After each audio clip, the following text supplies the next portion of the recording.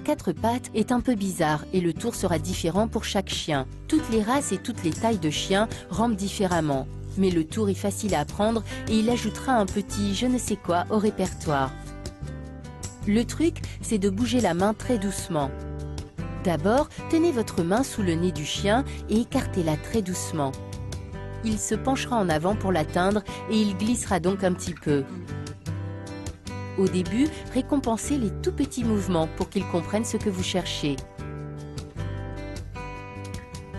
Ce genre de mouvement est plus facile pour les petits chiots que pour les grands chiens.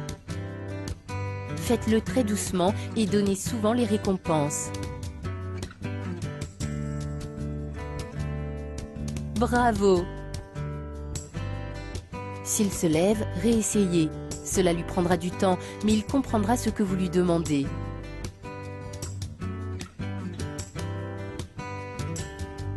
C'est en forgeant qu'on devient forgeron. Après un peu de dressage, on peut voir comment il s'est amélioré. Là, il est plus assuré. Très bien.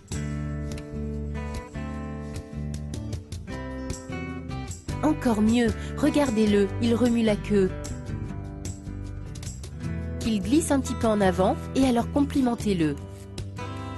Bravo!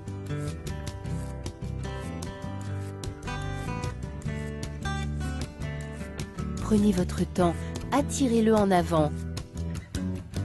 Très doucement au début. C'est cela. Si le sol est un peu glissant, cela sera un petit peu plus difficile, alors utilisez un tapis. Attirez-le en avant. Il se penche en avant, ne sachant trop quoi faire. C'est tout neuf pour lui. Regardez ses mouvements et complimentez-le. Bravo! Ça y est, il a saisi.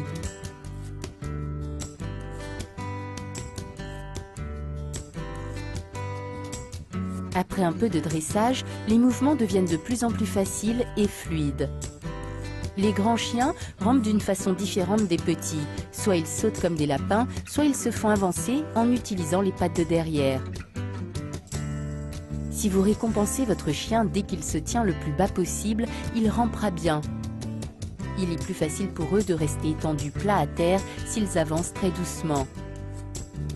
Rappelez-vous que le physique de votre chien déterminera les tours qu'il peut faire. Là, vous voyez comme le tour est tellement simple, rien ne vous empêche de le faire. Allez-y!